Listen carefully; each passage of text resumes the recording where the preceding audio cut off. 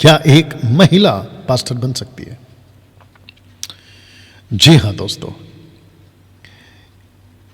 मसीह समाज में, मसीह की देह में कुछ ऐसे सेवक, पास्टर, बाइबल टीचर मसीह की देह में उठ खड़े हुए हैं जो इन दो वचनों को गलत इंटरप्रेट करके महिलाओं को पास्टर बनने से रोक दे रहे हैं।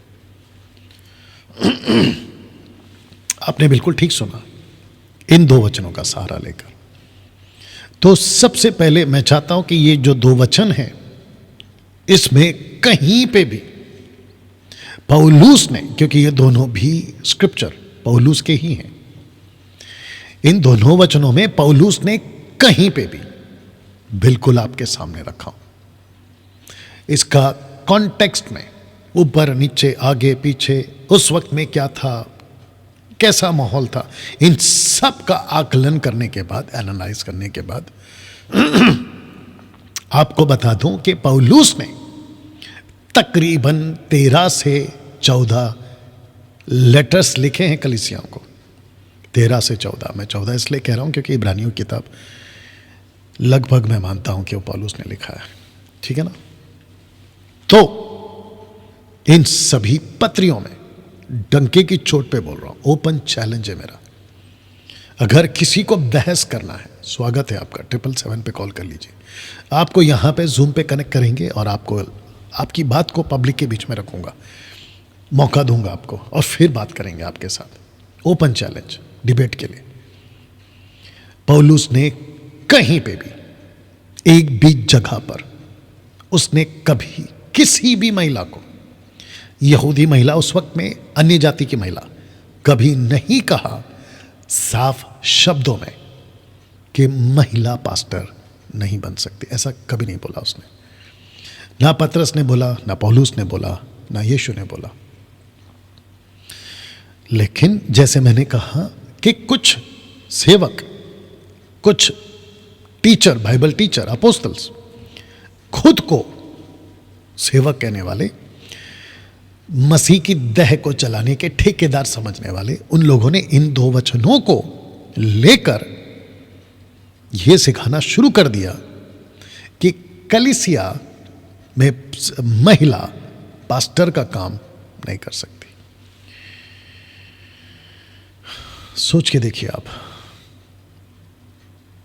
सोच के देखिए आप, अगर यीशु ने और खुद पौलुस ने इन सब लोगों का, जो महिला पास्टर नहीं बन सकती, उसके खिलाफ में जो बात करते हैं, टीचिंग देते हैं, अगर उनको कटघरे में, परमेश्वर के सिंहासन के कटघरे में खड़ा करके उनको पूछ लिया कि भाई बताओ, किस आधार पे तुम लोगों ने महिला को पास्टर बनने से रोक दिया, तो क्या उस वक्त में तुम, जो पास्टर, महिला पास्टर नहीं बन सकती, ऐसी जो टीचिंग देते हैं, उनको पूछ रहा हूं, क्या तुम इन दो वचनों का सहारा लेकर परमेश्वर को और पौलुस को यह बोलोगे कि देखो यहां लिखा है?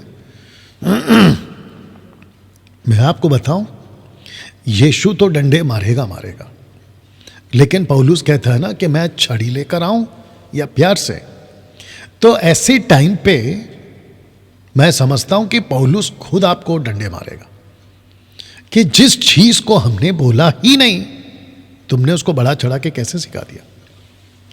तो दोस्तों, सबसे पहले मैं चाहता हूं कि ये जो दो वचन हैं, इनको पहले पढ़ लेते हैं और एक एक लाइन को समझिएगा। और मैं चाहता हूं कि जितने भी इस वीडियो को, जब ये एडिट वीडियो आपके पास पहुंचेगा, आप लोग जब अभी इसको देख रहे होंगे, वो पास्टर को भी मैं सवाल करूंगा, उस बाइबल टीचर को भी मैं सवाल करूंगा कि तुम इस वचन के बेस पे इसको रखकर जो तुम सिखाते हो ना, अपनी अकल ठीक कर लो, नंबर 1। नंबर 2, जिस तरीके से पढ़ना है ना, उस तरीके से अगर पढ़ोगे तो तुम्हारी गलत फहमी दूर हो जाएगी। जिसको मैं पढ़ने जा रहा हूं, वचन खुद बात करेगा। आज डैनियल राज बात नहीं करेगा और ना ही तुम। तो पढ़ते हैं उसको। लिखा है कि स्त्रियां कलीसिया की सभा में चुप रहे, क्योंकि उन्हें बात करने की आज्ञा नहीं है।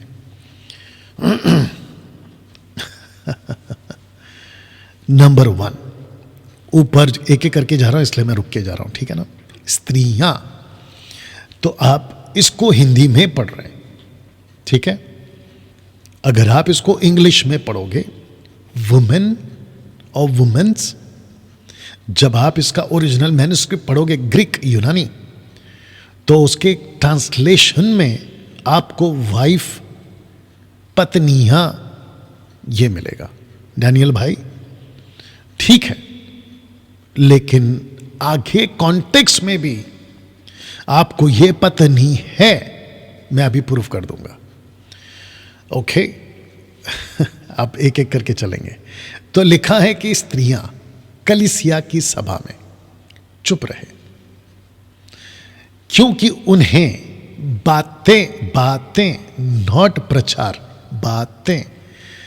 तो सबसे पहले किससे बात कर रही है वो, या कर रही थी, इनफैक्ट ये बोलना चाहिए, किससे बात कर रही थी वो? क्या वो पूरे चर्च से बात कर रही थी? नहीं, वो पूरे चर्च से बात नहीं कर रही थी। डैनियल भाई कैसे बोल सकते हैं? लीजिए आगे पढ़ लेते हैं। परंतु अधीन रहने की आज्ञा है। मैं ये भी बताऊंगा कि किसके अधीन, जैसा व्यवस्था में लिखा भी है। यानी कि ओल्ड टेस्टमेंट में अब्राहम सारा का एग्जाम्पल लिया गया है, आदम और हव्वा का एग्जाम्पल लिया गया है। तो जैसे व्यवस्था में लिखा है, यदि वे यानी कि पत्नियां वे कुछ सीखना चाहें तो घर में अपने अपने पति से पूछे, क्योंकि स्त्री यानी पत्नी का कलीसिया में बातें नॉट प्रचार, बातें करना लज्जा की बात है। अब उन दिनों में क्या बात करती थी, वो अपने पति से क्या सवाल पूछती थी, पौलुस ने वो नहीं लिखा है। ऐसी कौन सी बात करती थी जो लज्जा की बात है, शर्म की बात है, शेम की बात है? ऐसा कौन सी बात करती थी, पौलुस ने नहीं लिखा है। लेकिन अगर कोई पुरुष या स्त्री, लड़का या लड़की अगर प्रभु की बातें कर रहे हैं, वो चाहे कलीसिया हो या बाहर हो या किसी से भी हो, वो लज्जा की बात कैसे हो सकती है? क्योंकि परमेश्वर का वचन तो जीवन है ना, लाइट, लाइफ, ब्रेड, सब कुछ है ना। वो कैसे लज्जा की बात हो सकती है? तो मैं फिर से कह रहा हूं, इसको मैं एक एक करके फिर जा रहा हूं। स्त्रियां, पत्नियां, कॉन्टेक्स्ट में कौन है? पत्नी। क्यों? क्योंकि उसका पति वहां दिख रहा है आपको। तो जितने बाइबल टीचर पता नहीं कहां कहां से सीख कर आते हैं, उन सबको कहना चाहता हूं, कॉन्टेक्स्ट पढ़ो, संदर्भ पढ़ो। अभी मैं 1 तीमोथी 2:11 में नहीं आया, अभी तक आऊंगा, ठीक है ना। तो सबसे पहले स्त्रियां के जगह पे आपके दिमाग में पत्नियां डालो, पत्नियां। कलीसिया की सभा में चुप रहे, कलीसिया की सभा में चुप रहे। इसका मतलब यह है कि चुप रहने का मतलब यह नहीं है कि वो हमेशा चुप रहे। It is not like that, ऐसा नहीं है। खास करके एक बात के लिए कहता है कि चुप रहे। तो फिर अगर ऐसा है, ध्यान से सुनो पेंटिकॉस्टल और कैरिस्मेटिक वालों, खास करके तुम लोग, अगर स्त्री को टोटल चुप रहना है तो मैं चाहता हूं कि उसको पूरा ही चुप रखो। जैसे ही वो चर्च में आती है उसको कहो कि चुप रहो, बिल्कुल बात नहीं करना, पिन ड्रॉप साइलेंट रखो, सिर्फ पुरुष बात करेंगे। तो ऐसा तो नहीं करोगे, मैं जानता हूं। पता है क्यों? क्योंकि वर्शिप में तुम उनसे गाने गवाते हो, लड़कियों से, औरतों से तुम उनको वन ड्रेस में खड़ा कर देते हो और कहते हो कि गाना गाओ, आराधना करो। फिर उसके बाद कहते हो कि तुम बच्चों की सभा चलाओ, तो वहां पे भी बात कर रही है। तो पौलुस कहता है कि कलीसिया की सभा में चुप रहे स्त्रियां यानी कि पत्नियां। तो मैं आपको कहना चाहता हूं, ये पाखंड क्यों, ये हिपोक्रिट्स क्यों, ये दोगलापन क्यों? तुम प्रीचिंग के लिए, जबकि प्रीचिंग का कॉन्सेप्ट ही नहीं है यहाँ पे, प्रीचिंग का कॉन्सेप्ट नहीं है। मैं 1 तीमोथी में आऊँगा, जरा रुक जाओ क्योंकि तुमको जल्दबाजी होगी, खास करके उन लोगों को जो पक्ष में नहीं है, ठीक है ना। तो सबको चुप कराओ ना। हाँ, जब ऑफरिंग का टाइम आता है तो उनके हाथ में तुम बैग पकड़ा देते हो, ऑफरिंग का झोला पकड़ा देते हो, या फिर ऑफरिंग बैग पकड़ा देते हो कि जाके ऑफरिंग लो, तो वो भी मत करो। अनाउंसमेंट के टाइम पे खड़ा करा देते हो, किसी को वेलकम करना है तो फूलों का प्लेट लेके उसको खड़ा करा देते हो, तो चुप रहा करो ना, बोलो यहाँ पे भी चुप रहो। वो क्यों नहीं करते?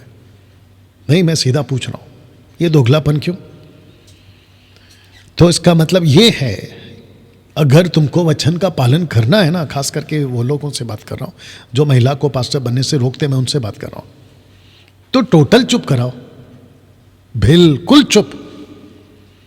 और फिर मुझे उसका भी जवाब देना। पहला कुरिन्थियों 11 अध्याय में लिखा है, वचन 4, 5, 6, 7, 8 में, कि अगर स्त्री ओढ़नी ना ओढ़े, वहां पे भी पत्नी है वैसे, ओढ़नी ना ओढ़े तो कलीसिया में प्रार्थना भी ना करे और भविष्यवाणी भी ना करे। फिर मुझे उसका भी जवाब चाहिए। तो उसको रखकर और इसको रखकर पौलुस ने कभी चाहा ही नहीं कि औरतें चुप रहे, कभी नहीं। वो खास मकसद के साथ कह रहा है, इस पर्टिकुलर बात को रखकर कह रहा है कि इस क्षेत्र में वो चुप रहे, ना कि पूरी सभा में चुप रहे। आप खुद ही सोचिए, जितने भी अभी लोग देख रहे हैं, मैं उन सबको पूछना चाहता हूं, आप खुद भी सोचिए कि 4 घंटे का सभा या 3 घंटे का सभा या 2 घंटे का सभा, चलो 1 घंटे का भी सभा में औरत चुप रहे, कैसे पॉसिबल है? कैसे पॉसिबल है? जबकि प्रभु कहता है कि सदा सर्वदा तुम्हारे मुंह से स्तुति निकले, आराधना निकले, प्रभु का प्रचार निकले, उसका वचन निकले। तो क्या चर्च के अंदर औरत प्रचार नहीं कर सकती, आराधना नहीं कर सकती, मुंह से प्रभु को धन्यवाद नहीं बोल सकती? तो आपके टीचिंग के हिसाब से तो उसको चुप रहना चाहिए। देखो, आपके हिसाब से पढ़ रहा हूं, लिखा है स्त्रियां कलीसिया की सभा में चुप रहे, 4 घंटा चुप रहे। क्या मूर्खता का स्टेटमेंट देते हो यार तुम लोग। 4 घंटा औरत चुप रहेगी? जितने पास्टर्स हैं उनकी जितनी की शादियां हो गई, उनकी पत्नियों को पूछूंगा, क्या आप 4 घंटा चर्च में चुप रहोगे? क्या मूर्खता है ये या आपको हंसम होता है ऐसी टीचिंग? 4 घंटा औरत चुप रहे, 2 घंटा औरत चुप रहे, ये नहीं था पौलुस की टीचिंग। तो जिसके लिए मैंने कहा था कि वो खुद डंडे मारेगा तुम लोगों को। फिर लिखता है कि क्यों उन्हें बातें करने की आज्ञा नहीं है। बातें करने की आज्ञा नहीं है, किससे? नॉट चर्च से, अपने पति से। और वो भी कुरिन्थियों की कलीसिया में कुछ गड़बड़ हो रहा था, उसके लिए कहा है, अदरवाइज बाकियों के लिए नहीं कहा उसने। अगर ऐसा होता तो रोमियों की किताब में ये होना चाहिए था। पहला कुरिन्थियों, दूसरा कुरिन्थियों, गलतियों, इफिसियों, फिलिपियों, कुलुसियों, ये सब किताबों में होना चाहिए था। पहला तिमोथी, दूसरा तिमोथी, पहला थिस्सलुनी, दूसरा थिस्सलुनी, तीतुस, फिलोमन, ये सब में होना चाहिए था। नहीं है उसमें। परंतु अधीन रहने की आज्ञा है, ठीक है ना। अगर वो कुछ पूछ रही थी जो वहां डिस्टर्ब हो रहा था, तो उसको कहा गया चुप रहो, अधीन रहो। किसके? चर्च के अधीन नहीं रहना है। पास्टर के अधीन की बात नहीं कर रहा। मैं नहीं कह रहा हूं कि महिलाएं पास्टर के अधीन ना रहे, मैं उसकी बात नहीं कर रहा हूं, लेकिन ये बात इधर की बात कर रहा हूं। परंतु अधीन रहे किसके? चर्च के या अपने पति के? आप ही बता दो। अपने पति के, नॉट चर्च के। सही 6 व्यवस्था में लिखा है, यानी कि सारा अब्राहम के अधीन थी और वो एक प्रथा थी। तो मैं भी खुद चाहता हूं कि ये हो, लेकिन चर्च को तुमने क्यों जोड़ दिया? वचन 35, यदि वे कुछ सीखना चाहें, यदि वे यानी कि पत्नियां उसके पति से सीखना चाहें, तो घर में अपने अपने पति से पूछे। उसको कुछ पूछना था तो पूछे, जाके पूछे। क्योंकि स्त्री का कलीसिया में बातें करना, प्रचार नहीं, बातें करना लज्जा की बात है। To speak a woman, speak not preach, speak. ये आपको समझना होगा। चलिए दोस्तों, अब आते हैं पहला तिमोथी 2 का 11 और 12 में। स्त्री को चुपचाप पूरी अधीनता से सीखना चाहिए, ठीक है ना। तो जिसकी पत्नी है वो अपने पति से जाके सीखे, डैनियल राज को कोई दिक्कत नहीं है। लेकिन यहां चर्च कहां आ गया बीच में? क्या यहां चर्च है? नहीं, यहां चर्च नहीं है। वचन 8 को पढ़ोगे ना तुम, वैसे ही पुरुष भी अपने हाथ उठाकर, कहां? संसार की बात हो रही है, कॉन्टेक्स्ट में पढ़िए, संसार की बात हो रही है। सबके लिए प्रार्थना करें बिना क्रोध और बिना विवाद के, क्योंकि अविश्वासियों के लिए भी प्रार्थना करने को बोला गया। तो यहां चर्च है ही नहीं। मैं कहता हूं कि स्त्री ना उपदेश करे, ना पुरुष पर आज्ञा चलाए, परंतु चुपचाप रहे। फिर वापस आ गया कि ये जो स्त्री है उपदेश, ये स्त्री कौन है? पत्नी। और ना पुरुष पर आज्ञा चलाए, यहां पुरुष लिखा है। कौन सा पुरुष? उसका पति। क्या यहां चर्च लिखा है? देखो, अगर ऐसा चर्च का बात होता तो कैसे पढ़ते, मैं बता देता हूं। मैं कहता हूं कि स्त्री लिटरली औरत, नॉट पत्नी, उनके हिसाब से, जो विरोध में, उनके हिसाब से स्त्री ना उपदेश करे, ना चर्च में आज्ञा चलाए। लेकिन चर्च नहीं है यहां पे लिखा है पुरुष। पुरुष। वाह। तो सबसे पहले जिसके बेस पे तुमने अपनी गलत टीचिंग बनाई थी ना, मैंने उसका ढांचा ही गिरा दिया। मैंने उसका ढांचा ही गिरा दिया। मेरा ओपन चैलेंज है, अगर किसी को इस बेस पे, इस टॉपिक पे अगर डिबेट करना है, आओ, ये नंबर है, आओ। और पूरे मसीह जनता को, मसीह समाज को और पूरे मसीह लोगों को प्रूफ करके बता दो कि यहां पौलुस ने स्त्री को कहा है कि चर्च में चुप रहे, चर्च पर आज्ञा ना चलाए और चर्च को उपदेश ना करे। प्रूफ करके बताए। मैं जानता हूं नहीं कर पाओगे या ना। दोस्तों, एक बड़ा सवाल आपके बीच में रख रहा हूं। लिखा है कि मेरा पहला सवाल, कलीसिया कौन है? कलीसिया कौन है? एक्लेसिया, चर्च कौन है?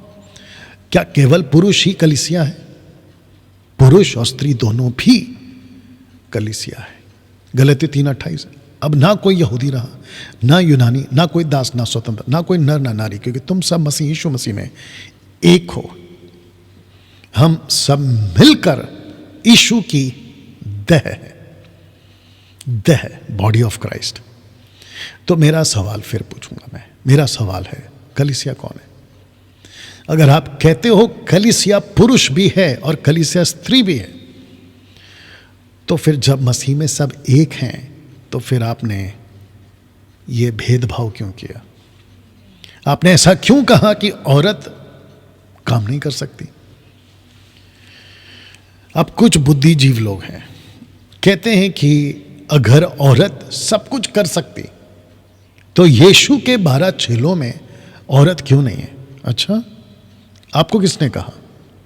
वो छोड़िए, आपको किसने कहा कि यीशु के सिर्फ 12 ही चेले थे? पहला ये प्रूफ करो। किसने कहा कि 12 चेले ही कंफर्म है, उसके बाद कोई नहीं है? ये आपको किसने कहा? यीशु के 12 चेले थे, यीशु के 70 चेले थे और उसके 500 चेले थे। पहला कुरिन्थियों 15 अध्याय वचन 1 से पढ़ लेना। 500 लोगों को दिखाई दिया था वो छोड़िए। अगर आपका मन वैसे नहीं भरा तो और एक दे दे रहा हूं, और भी दे दे रहा हूं। क्या परमेश्वर को और उसकी सामर्थ्य को रोक कार्य करने से तुम रोक सकते हो? उसकी मर्जी है ना, वो किसको भी इस्तेमाल कर सकता है, पुरुष हो या स्त्री या थर्ड जेंडर, किसी को भी इस्तेमाल कर सकता है अपने राज्य को फैलाने के लिए। क्या इस भेस पे मूर्खता की बात होगी? ये पहले सुन लो।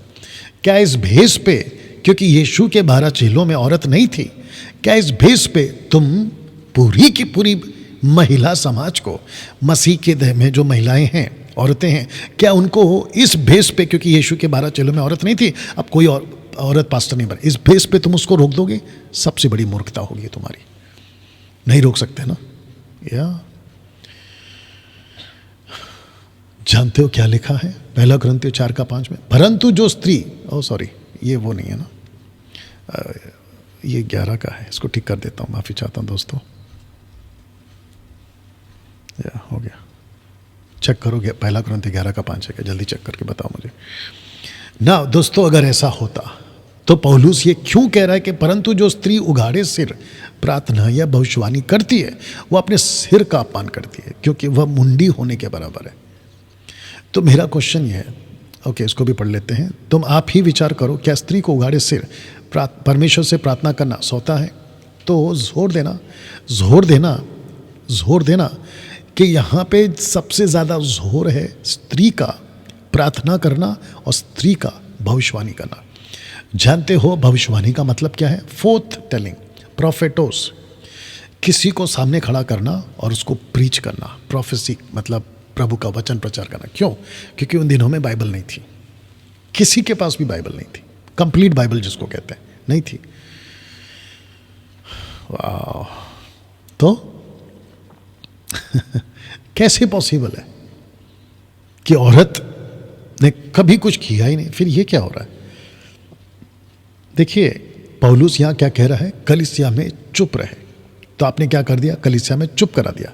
फिर पौलुस ही है ना जो कह रहा है कि कलीसिया में ये देखो तुम प्रीच भी करो, प्रार्थना भी करो। कैसे पॉसिबल है? कॉन्टेक्स्ट में कलीसिया है यहाँ पे, याद रखो। ओके ना, मैं चाहता हूं कि इसको भी पढ़ लेते हैं।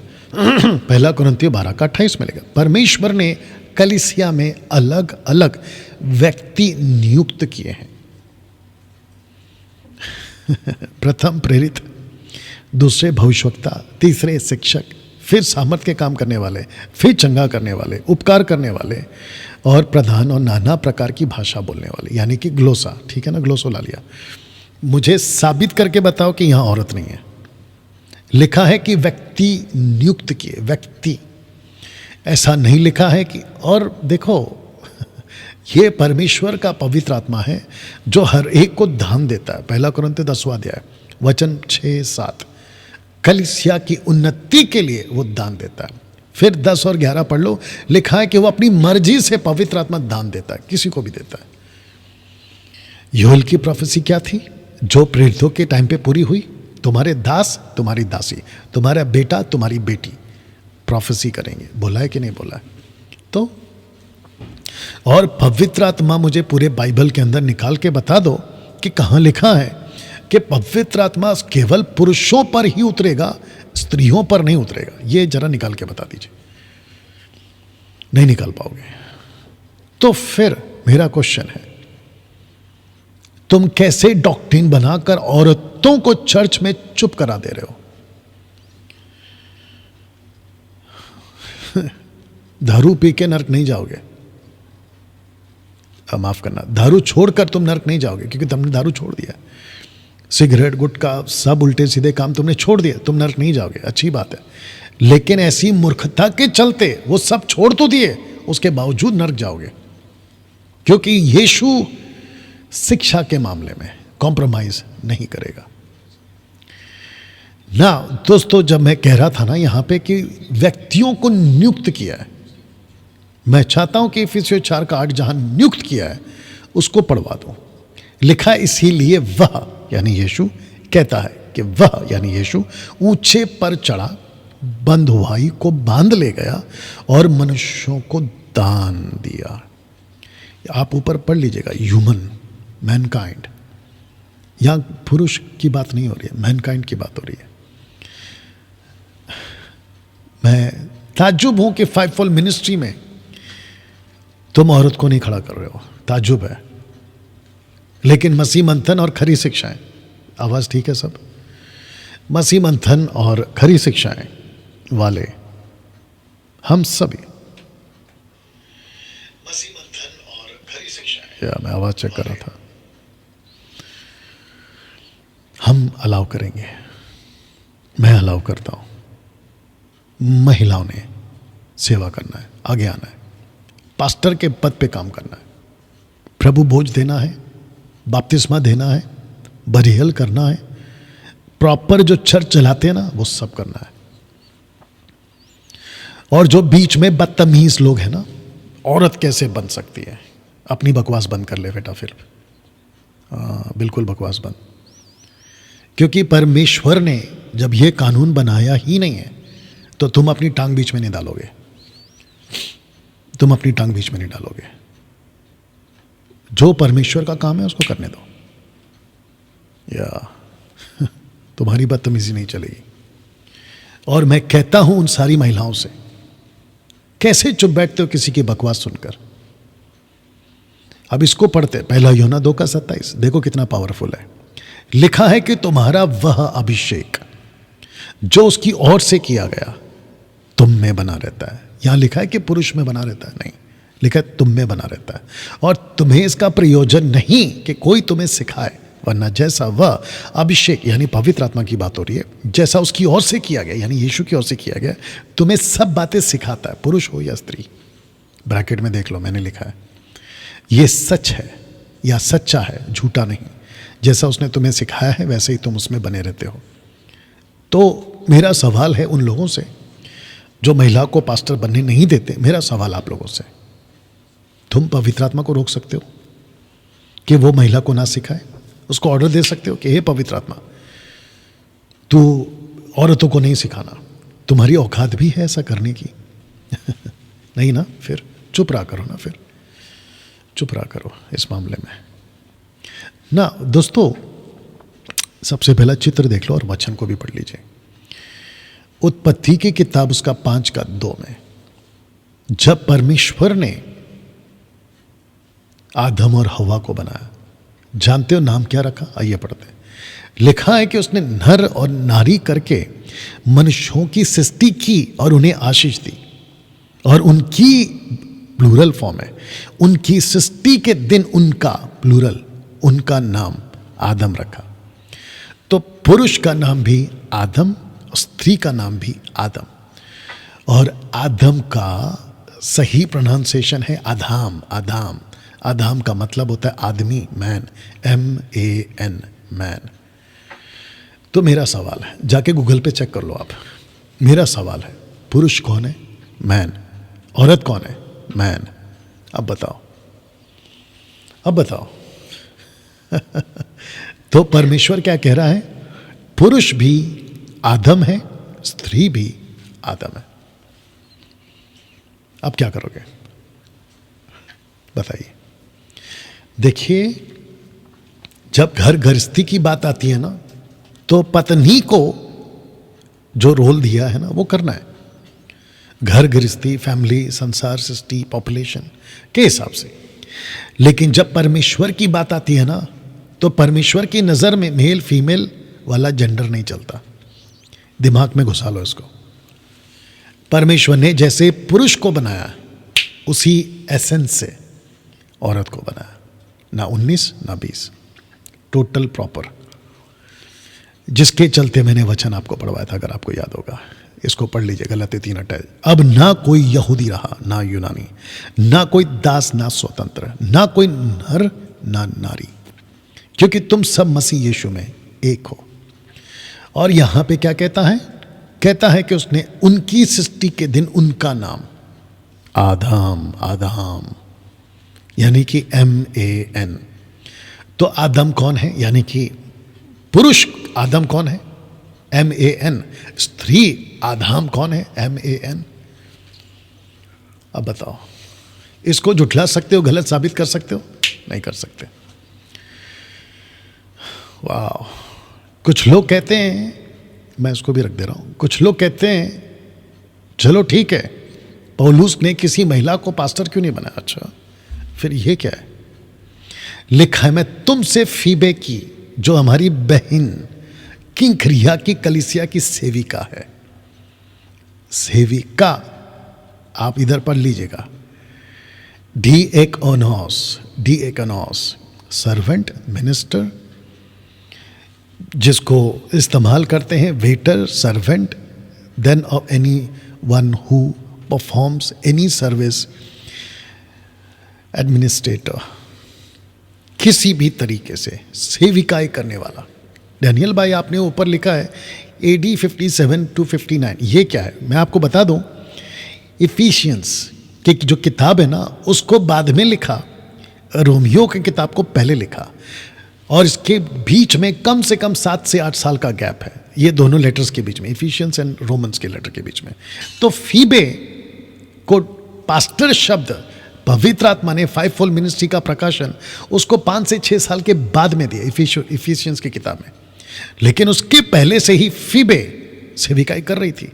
तो शब्द जो पास्टर है ना, हालांकि ये इंग्लिश वर्ड है, ये बाद में आया या बाद में मिला, लेकिन फीबे पहले से ही कलीसिया चला रही है। आप देख सकते हैं कलीसिया की सेविका। अब मैं आपको फिर पूछूंगा, क्या कलीसिया में औरत चुप रहे? अगर कलीसिया की सभा में औरत चुप रहे तो पौलुस कैसे कह सकता है कि किंक्रिया की कलीसिया में फीबे सेवा कर रही है जवाब नहीं है ना। इसलिए अपनी बकवास बंद किया करो, या इसलिए अपनी बकवास बंद किया करो, और ऐसी बकवास की टीचिंग मत सिखाया करो कि औरत पास्टर नहीं बन सकती, सेवा नहीं कर सकती, प्रीच नहीं कर सकती, टीच नहीं। फिर ये क्या चल रहा है? ये कौन है फिर? ओके दोस्तों,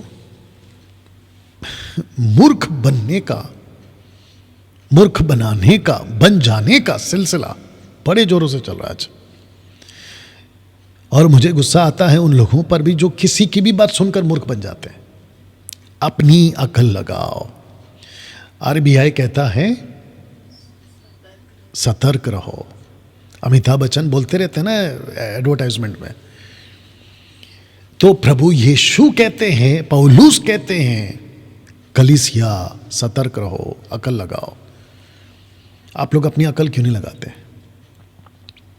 जिससे पवित्र लोग सिद्ध हो जाए, सेवा का काम किया जाए, मसीह की देह उन्नति पाए। सेवा, सेवा, ये जो शब्द है ना सेवा, ये वही सेविका, सेवा, डिएकोनोस,